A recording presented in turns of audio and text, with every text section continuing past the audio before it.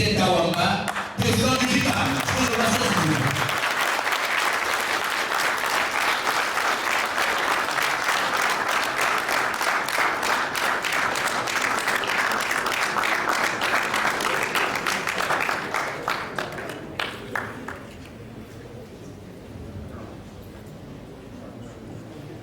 Monsieur le bâtonnier,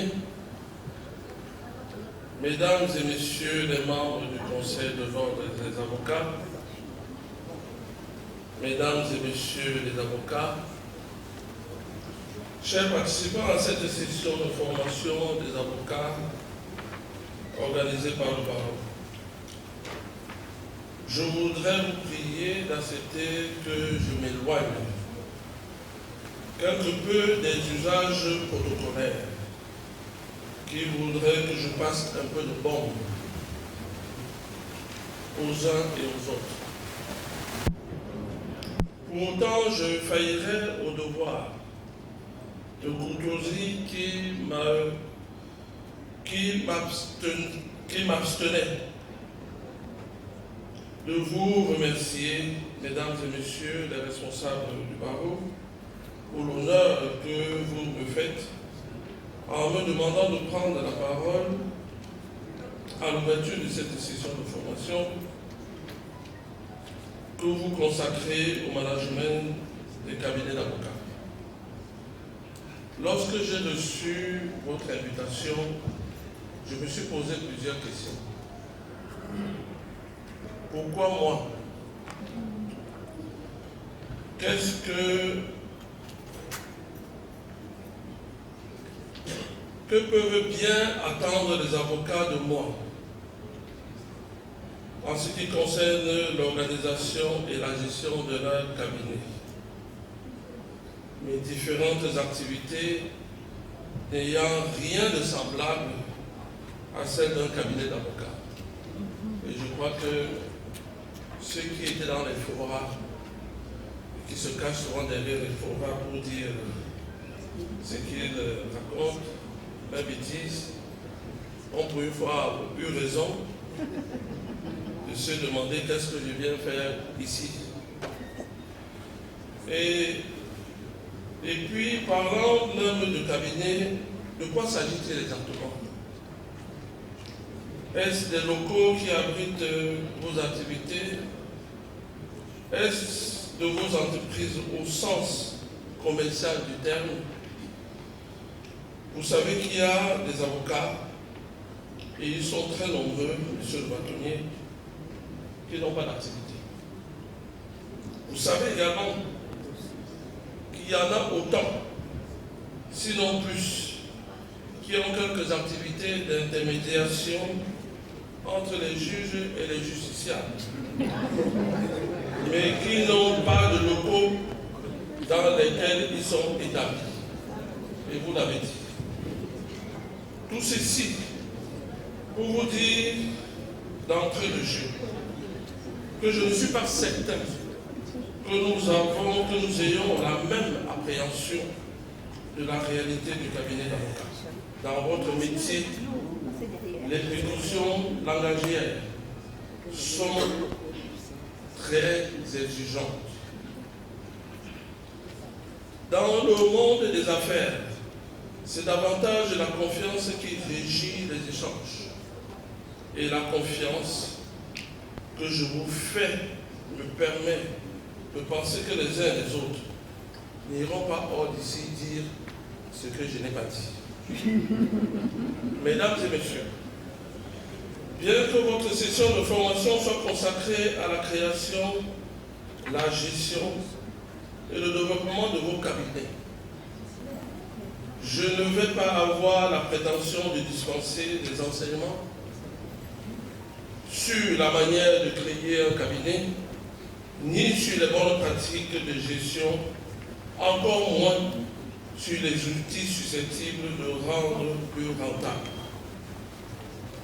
Humblement, et j'espère ne pas être hors sujet, je suis venu vous faire partager le regard du dirigeant d'entreprise que je suis, de votre client que je peux être,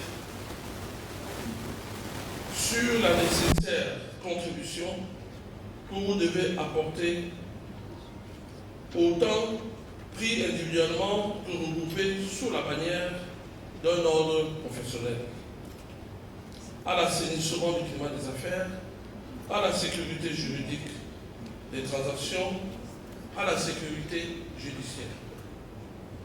La récente correspondance, Monsieur le bâtonnier, la récente correspondance adressée par le gouverneur de la Banque centrale à l'autorité monétaire que le ministre des Finances m'a interpellé et ne peut ne pas vous interpeller.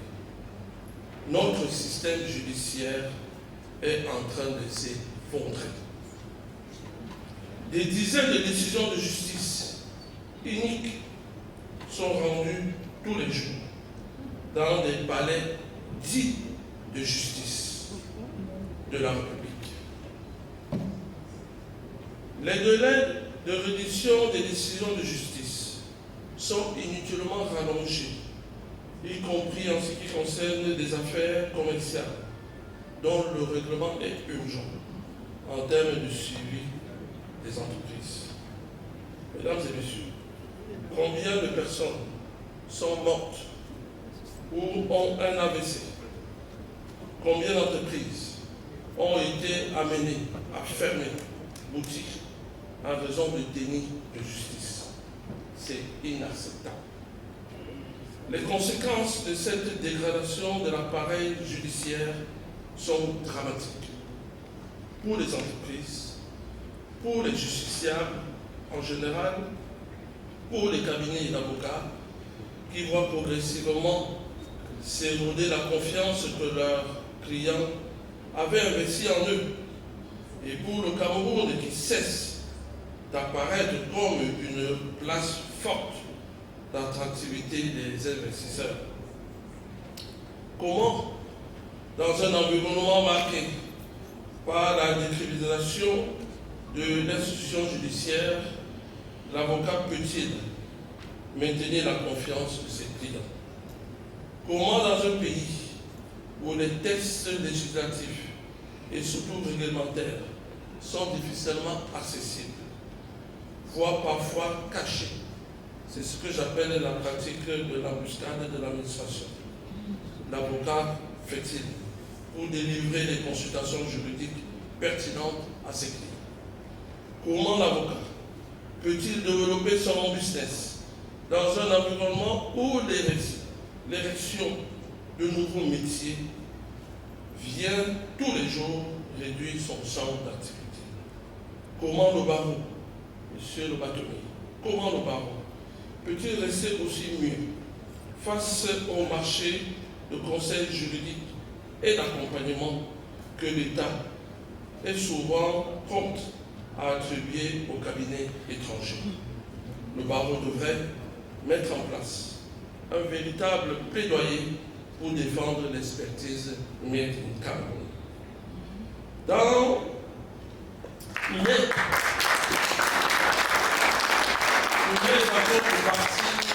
mais en contrepartie, les avocats devraient acquérir des compétences pointues en matière de technique de contractualisation complexe.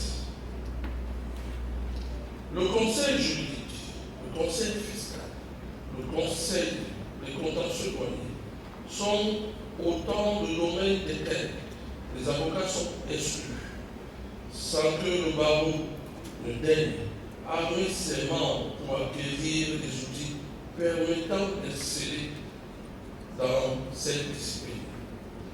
Alors que l'acte uniforme régissant le droit des sociétés permet que les statuts des sociétés puissent être rédigés par les avocats, le barreau observe silencieusement les notaires continuent de jouir d'un monopole. J'avoue, monsieur le bâtonnier, que j'apprécierais d'entendre vos réponses à ces questions et notamment les réponses de ceux d'entre vous dont le contentieux est l'activité dominante de leur exercice professionnel. Mesdames et messieurs, Bien que mon propos se veuille libre, il m'a été suggéré par Maître Serge Zangué de vous délivrer en qualité de keynote speaker un discours d'impact en ligne avec la nécessité pour les avocats de résolument prendre le train de la rapide transformation du monde. Je vais m'obliger à déférer pour reprendre le jargon judiciaire à cette gentille invitation, non pas en faisant un discours dont la longueur pourrait être inversement proportionnelle à sa pertinence, mais en vous donnant quelques indications sur ce que les entreprises attendent de vous, sachant que si vous servez loyalement aux entreprises les prestations qu'elles attendent de vous, vous n'aurez pas beaucoup de soucis en ce qui concerne le développement de vos cabinets. La première réflexion porte sur la formation de l'avocat. Est-il normal qu'en 2023, le barreau du Cameroun ne dispose pas encore de centre de formation dans lequel serait enseigné de manière uniforme des rudiments techniques et éthiques essentiels à l'exercice de votre métier? Il me revient qu'un certain nombre de Camerounais affluent au Rwanda. J'ai été saisi d'ailleurs, au-delà de votre casquette que j'ai, de quelques problèmes posés par nos compatriotes. Abandonner au maître de stage, la formation des avocats, c'est non seulement créer une disparité entre eux, qui sera fonction des aptitudes du patron de stage, mais c'est également installer de l'aléa dans la formation initiale. Comme on dit, les chiens ne faisant pas les chats. L'avocat risque de n'être qu'une pâle reproduction de son maître incompétent. En ce qui concerne la formation continue, je félicite votre Conseil de l'ordre en vous exhortant à le systématiser, ce qui suppose qu'elle soit non seulement retenue, qu'elle soit rendue obligatoire, mais également que son contenu épouse les problématiques des entreprises desquelles découlent vos revenus. La deuxième réflexion, c'est l'offre juridique. J'observe qu'en dehors de la gestion de leurs multiples contentieux, les avocats camerounais n'offrent pas beaucoup de services aux entreprises. Le chef d'entreprise que je suis rêve de retrouver dans un guichet unique des professionnels qui l'aideront à faire le choix idoine de la forme sociale de son entreprise, rédiger des contrats, tenir son secrétariat juridique, organiser les réunions des organes sociaux, gérer les contentieux, les contrats d'assurance, régler les difficultés avec l'administration fiscale, gérer son personnel, et puis organiser ses procès. Ce guichet unique, dans mon esprit, peut et doit être un cabinet d'avocats à l'intérieur duquel se retrouvent des personnes qui maîtrisent à la fois le droit et les chiffres. Un tel cabinet ne peut pas fonctionner avec un seul avocat, fut-il très brillant. Un avocat ne doit pas ouvrir un cabinet juste par envie de s'affranchir de la tutelle de son maître de stage ou encore par défi.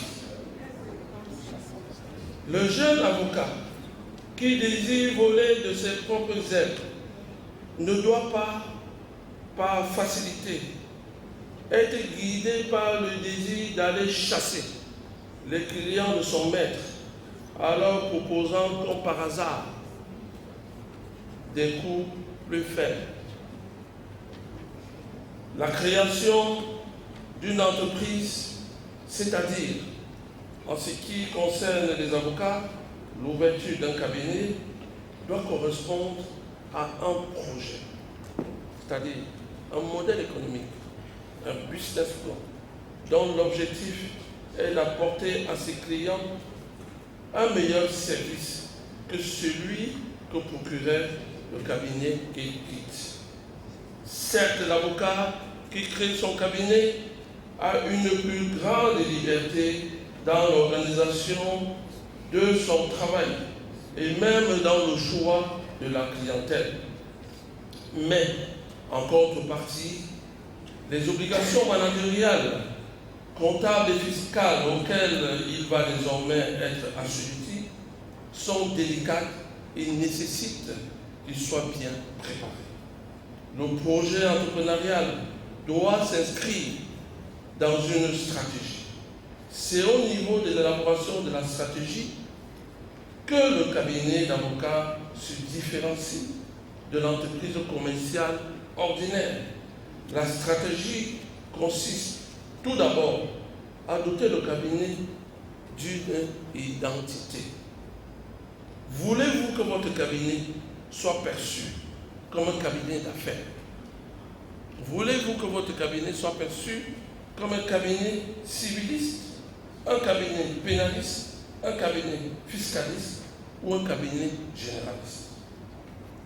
Quel que soit le positionnement professionnel que l'avocat veut donner à son cabinet, il devra se doter des outils de communication et de marketing pour se faire connaître par la clientèle qu'il envisage de capter. Le choix de ses associés ou de ses collaborateurs et même que le choix de son personnel seront alors dictés par cette identité. La stratégie consiste ensuite à projeter le cabinet dans le futur en lui fixant autant que faire se peut des objectifs chiffrés à la fois de développement et de rentabilité. Ici, il s'agira d'année en année d'améliorer la qualité des prestations de services aux clients en dotant le cabinet de collaborateurs spécialisés, d'améliorer les conditions de travail des collaborateurs, de développer une stratégie de fidélisation de la clientèle existante, d'élaborer des messages de prospection d'une nouvelle clientèle, de développer le chiffre d'affaires, d'améliorer les procédures internes du cabinet, c'est-à-dire l'organisation du travail en équipe pour en contenir les charges, voire les réduire.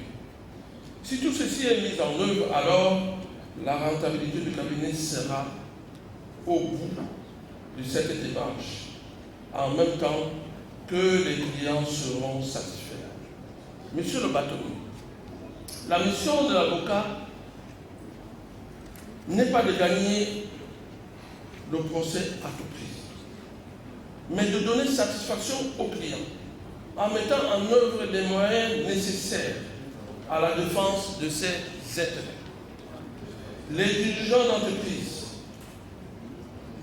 le dirigeant d'entreprise n'attend pas de l'avocat qu'il lui donne le nom du juge, mais qu'il déploie ses compétences juridiques. Contrairement à ce que pensent beaucoup d'avocats, le dirigeant d'entreprise ne choisit pas son avocat parce qu'il l'a vu à la télévision en train de raconter des histoires. Commenter sur tout. Être spécialiste du spécialiste. Opposant en tout. Bref, de savoir tout. Le dirigeant d'entreprise ne choisit pas non plus son avocat en s'étant contenté de lire des informations plus ou moins discutables qu'il inonde son site internet, sa page Facebook ou Twitter. C'est ici que je voudrais souligner l'attention que mettent les dirigeants d'entreprise sur la moralité, sur l'éthique et sur le comportement de l'avocat. La loyauté, qui est un principe cardinal de votre profession, est scrutée de près par vos clients, et cette loyauté doit être de rigueur, aussi bien vis-à-vis de vos clients que vis-à-vis de vos anciens patrons ou de vos collaborateurs et associés.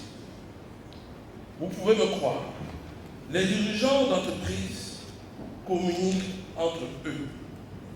Les noms des bons avocats et les bons cabinets d'avocats circulent de bouche à oreille. Il en est de même des mauvais.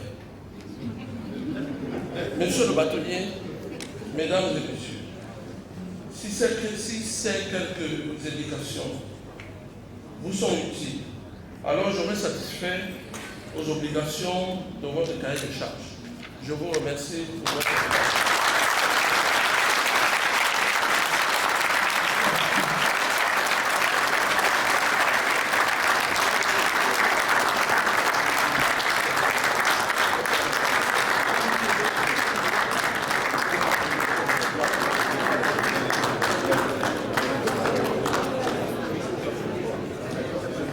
Merci, Monsieur le Président.